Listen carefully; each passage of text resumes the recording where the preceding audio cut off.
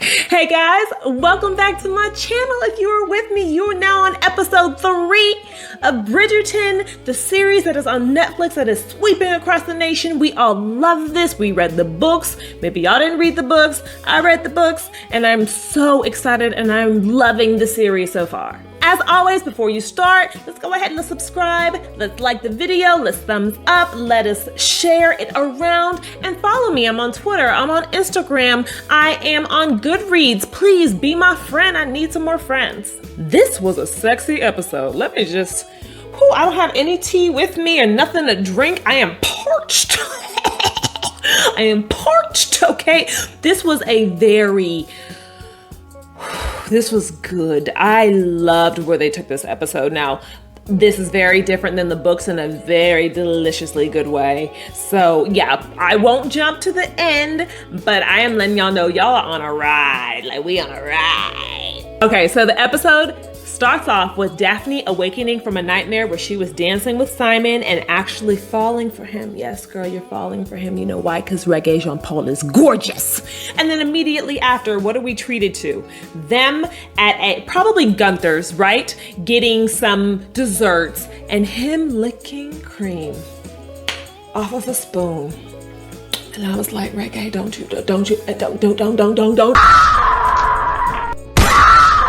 Was just like, oh my God. It should be super cheesy, right? It should be super cheesy, but that man can make anything look good. Like, and that's what's deeply unfair about people that are that gorgeous. They can do anything they want to. That man could walk past me fart and I'd be like, it's so unfair.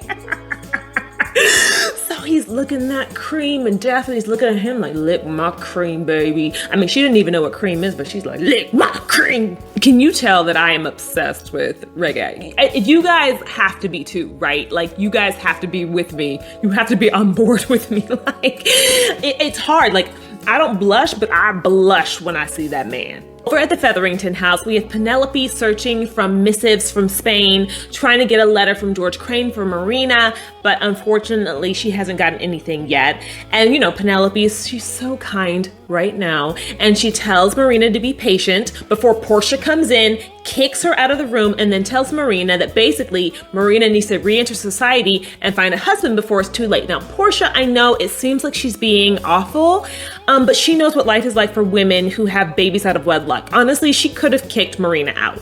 And instead, she's like, no.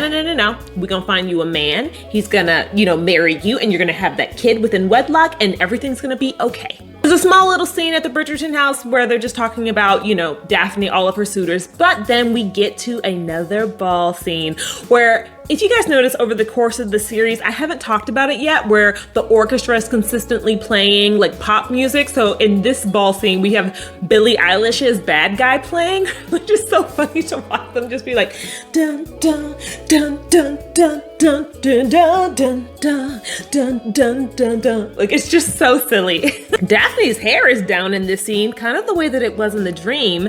And she and Simon enter the ballroom where Simon purposefully kind of makes this scene about being jealous watching her with other men, which of course makes everyone look at them, gets all the suitors really interested in them. But then poor Daphne, she's dancing with these men and she finds out all of them are idiots. The first man she dances with has never thought about where he lives, why he lives where he lives. The next man only wants to talk about like how rich he is. And then the next man is a complete weirdo, and his mom would be living with them if they moved in together because his dad obviously hates his mom. I mean, poor thing. And right before this scene, the one scene that I said it's not important, but earlier when Daphne was in the drawing room with her family, her mom was like, the man you choose needs to feel like a friend. So obviously this is in Daphne's mind. She's dancing with these men who she can't even have a conversation with, but you know who she can have a conversation with? The Duke of Hastings, Simon Bassett, aka our man Rege. Daphne makes her way back to Simon after dancing with these idiots, and that's when the queen arrives with what I'm gonna call the royal fro. Now, I may not mention this in every single episode, but what I loved that they did with Queen Charlotte, what I loved is Queen Charlotte is black. Queen Charlotte is black, and they're black, blah, blah, blah, blah, blah, blah. And she consistently has incredibly black hairstyles while they're also incredibly queenly. So she's wearing this in the same shape as the rest of her wigs, but it is a giant fro. Then there are scenes where she has locks in her hair that are done up in a beautiful way, braids in her hair that are done up in a beautiful way. I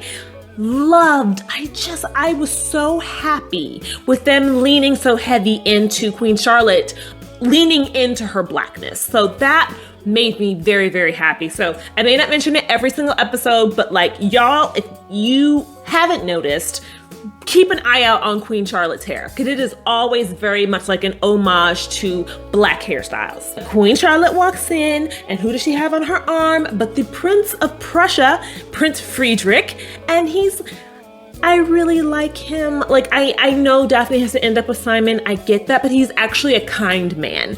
I would not have been mad if she had ended up with him, because I think he was like a really, really good person. Back at Madame Delacroix, if you remember, she's the modiste, we see her and Sienna having a drink together. It's also really funny because Madame Delacroix drops her accent completely. She's like, bloody Elsie. And that's when we learn that she is faking it. She is not French at all. She is faking that accent because I think at this time, all of the fashions probably come from France. So you would have won a seamstress who was also from France. So she is faked it till she made it. I love this. She's an industrious woman. They have a conversation kind of about Sienna needing to find her next benefactor. What happens in a lot of these books, if you've ever read them, opera singers very often were the mistresses of men. They needed to have patrons, basically. Sienna has lost hers because Anthony has kicked her out. So, you know, Madame Delacroix is just like, hey, you will find the next person. In the meantime, you can stay with me. I love that we're seeing relationships beyond high society. I would love to see more relationships beyond high society. We actually will probably get that in Benedict's book, or in Benedict's series. I'm not gonna spoil anything about it. So in the next scene, we actually see Sienna again. All of these men are gathered together. They're kind of gambling. This is the first inkling that we get that Lord Featherington is a huge gambler, which is gonna come back later on in the series. And then the door opens and all of these women who are obviously looking for men to kind of be their sugar daddies walk in, and Sienna makes her way over to Simon, much to the displeasure of Anthony, who's standing in the corner just like brooding, watching her. I'm like, Anthony, do something about it. Do something about it, okay? And Sienna, she flirts with Simon and she asks him to attend her opera the following night. Unable to sleep, Daphne decides to go to the kitchen to get some milk. She runs into Anthony and they go to the kitchen together. This is actually a scene that does happen in the books and I'm so glad they kept it in. I really love when Julia Quinn calls the Bridgertons out on their privilege. It does not happen super often, but I love when we watch them do something that like any person should be able to do and they're just like, how do you work a stove? I don't know. How do you work a stove? I don't know. How do you work a stove? I like these moments and they happen at least, I feel like once a book where someone is like, you have no idea what it's like because you guys have a very charmed life. Basically, Daphne's like, hey, why is Simon so opposed to marriage? And Anthony's like, he just didn't have a life like us. He didn't have a mom. His dad wasn't in his life. And he likes being alone. So, you're never going to get with him. And so I think that's a moment for Daphne to kind of like, you can tell she's falling for him. And you can tell she's fishing for information because she's like, what if Simon and I could get together? Maybe the following day, all of the Ton gets to go to the palace where they have a day where I guess everyone is kind of like being able to be around Prince Friedrich. All of the women are obviously trying to get with the man. And then everyone kind of ends up, and I think in what is the Royal Art Gallery. Portia, Lady Featherington, tries to introduce Marina to some old ass man, Lord Middlethorpe, who is interested in her, but Marina's like, nah, I'm not going, we ain't doing this. He gets angry, he huffs off, and Portia's just like, girl, you need to stop this because this whole thing with George is not gonna work out for you. Benedict, bless his boring heart, is looking at some art and it's just like, oh, this is cold, this is awful, this is ugly, as he's talking to Lady Danbury and another man. And Lady Danbury, who likes mess, I love a messy woman, is like, oh yeah, you should talk to the artist, who is the man standing next to her. And when Benedict is like, why didn't you tell me? She's like, it was funny, boo. And she just walks off and I'm like, hey, that is my girl. She loves mess.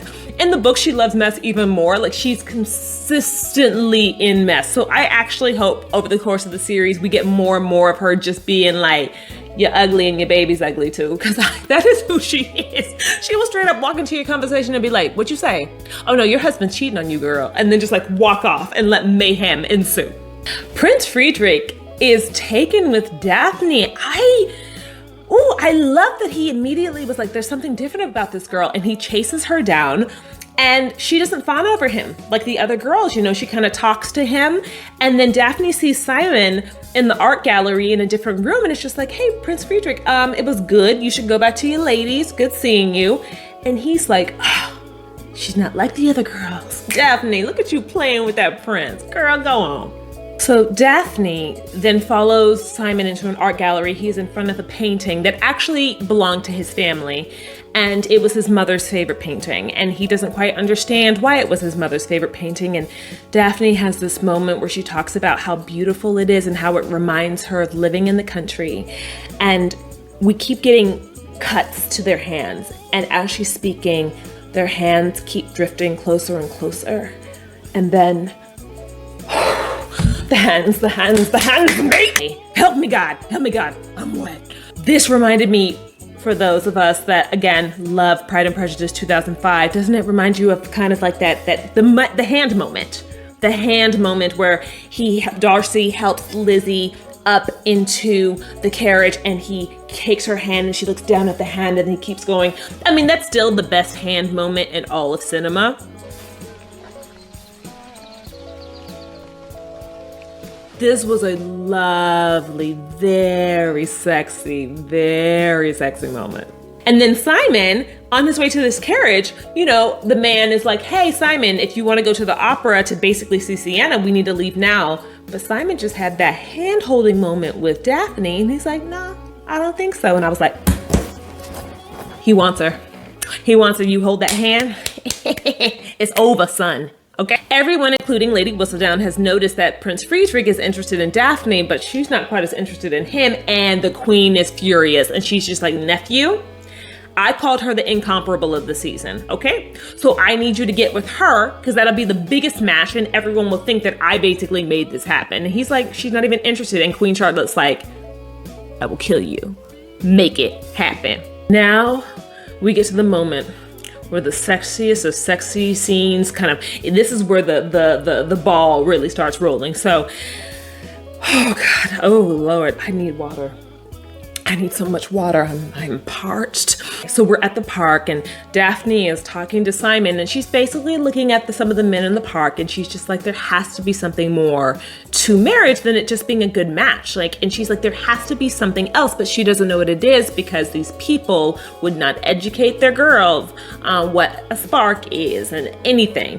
And Simon's like, yeah, there is something more to it. It's something that is both physical and intangible. And Daphne's like, what could be physical but also intangible? And so Daphne doesn't understand, and she keeps begging him to tell her, and he's like, I can't tell you, that's inappropriate. And she's like, well, we're not actually getting married, so it's not that inappropriate to kind of tell me what you mean. And Simon's like, well, you know how the thing that happens between husband and wife, you can do to yourself. You can touch yourself. And Daphne's like, what are you even talking about? What do you mean touch myself? And Simon's like, and he looks around and he's like, hey girl, when you're in bed, you can touch yourself anywhere, but especially, and he looks down, he's like, down there.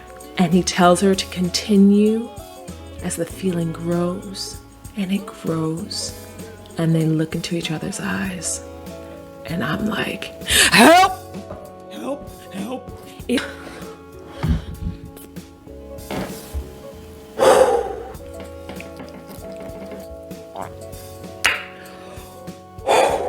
I mean, without even a touch, with only words, we are reduced to nothing.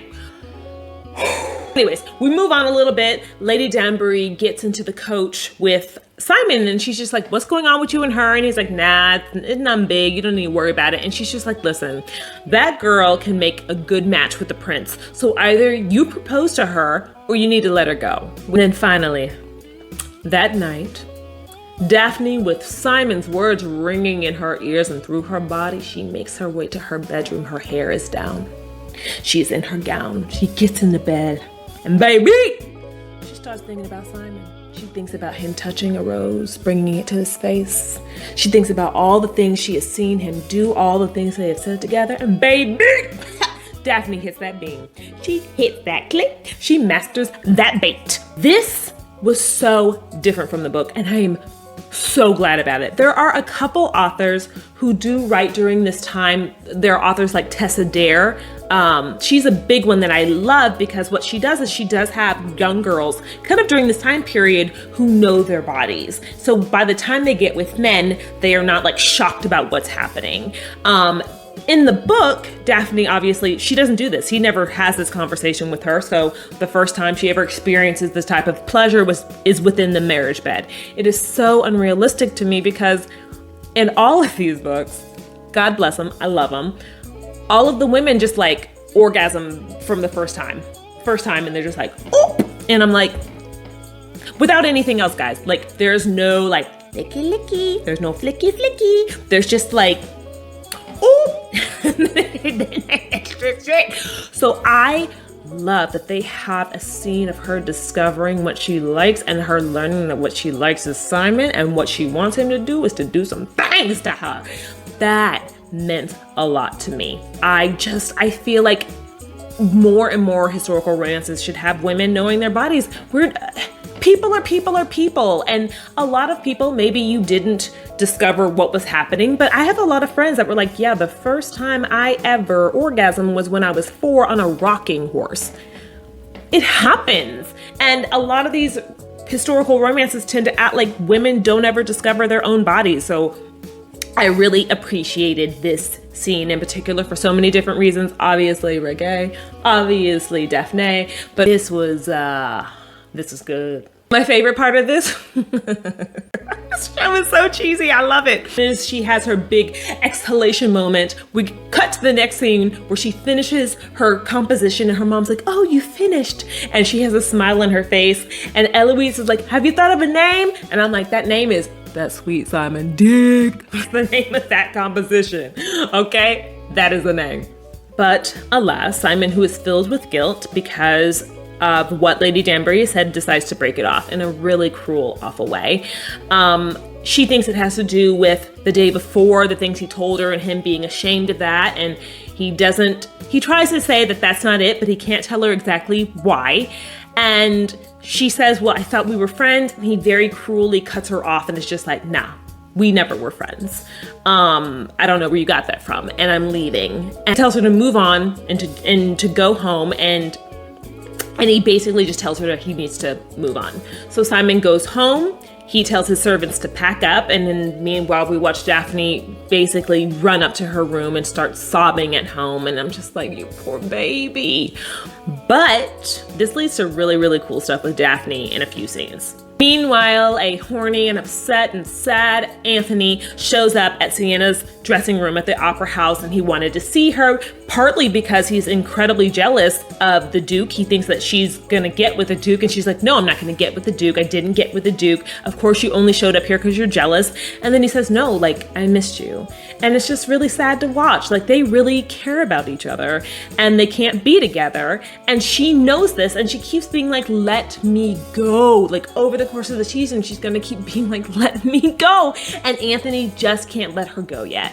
While, you know, it is hard, like I said before, to watch Anthony be with someone other than Kate, the girl he's gonna end up with, I did like knowing that Sienna and Anthony had like a love. Like, he tells her he wants her back, and she tells him she's tired of being the woman that he loves in the darkness. And she's tired of all the broken promises. So yeah, no, she leaves him and runs off. Meanwhile, back at the Featherington house, a letter finally arrived from Sir George from Marina. And then she opens the letter, she's super excited, and she reads it and she starts to sob because basically the letter says that he wants nothing more to do with her or her situation. Asked you, she would have made such a lovely bride. What a shame she's fucked in the head, they said. But then, oh shit, we find out that no. Portia, Lady Featherington, and her lady's maid forged that letter to basically break Marina's heart and get her to be done with George. Portia, of course, thinks this is for the best. I'm doing this for the best, as we literally hear Marina sobbing like her heart's been torn out down the hall. It's hard. I have said before, I really like Lady Portia in the show. I know why she does all the things she does, even when it's not necessarily like the best way of going about it. But it is really heartbreaking to watch Marina just be like, I mean, her sobs are just like gut-wrenching. So we have the scene at the Modiste where Lady Cropper tries to scare Daphne off after going after the prince. And Lady Daphne, instead of being, understanding and being like, oh yeah, Carissa needs a suitor, she's like, nah. She gets her lady's maid to do her hair perfectly. She puts on this absolutely stunning, gorgeous dress, and she arrives at the ball and she makes an entrance, girl. I mean, fly, yeah. Everyone looks up at her. She knows all eyes are on her. She's got this gorgeous feather fan. She walks down and immediately Prince Friedrich makes his way to her. Like, he literally leaves Carissa to the side and makes his way to Daphne immediately. Daphne, I don't know where she learned these moves. She drops her fan so coyly and he drops down, picks it up. She gets that fan, hands it over to her mother. Prince Friedrich has asked for her first dance and she's like, yes, Your Majesty. And everybody's looking on, including Simon, who looks sick to his stomach. He is so upset watching Daphne dance with another man, and eventually he leaves in a huff. But not before getting to the doorway and looking back one last time, and then leaving altogether. This was good. This was everything. This is what I wanted. I wanted like angst and sexy, and I love also like a big boss lady makeover. You know what I mean? Like the revenge makeover. I'm a sucker for a revenge makeover, so I loved that scene. This was such a wonderful episode for so many different reasons. I mean, they added so much to the show, and sometimes I think it was unnecessary, but what they added here just strengthened, I think it strengthened Daphne in ways that the book never strengthened Daphne. I think it added this beautiful sexuality between the two characters that we need to continue to see over the course of the season, right? And it was so good. I said this before in my overview of the series video that I'm not loving most of the things that happen with the Featheringtons. I don't love most of the things that happen with Marina. There's nothing we can do about that. It is what it is. I just get sad because, Marina, things don't get better for her. Things continue to get worse. This is just the tip of the iceberg for this girl. So that always just makes me sad to watch her be in so much pain for like 8 episodes. It's kind of a lot. But I'm glad that this episode mostly focused on Daphne and Simon. I think the show shines when it focuses on Daphne and Simon. The story is mostly about them. I think the story starts to get a little weaker when we go to other characters a little bit. So glad we got to spend so much time with them and get to watch the sexual tension grow up. Also, this episode gave us Simon licking a spoonful of cream. I mean, they knew what we wanted. Okay guys, thank you so much for watching this video. I'm gonna get to episode 4 soon. If you guys liked it, again, a thumbs up, a subscribe, please below. I wanna know all of your thoughts. And guys, thanks so much. Love you guys, and I'll see you next time. Bye.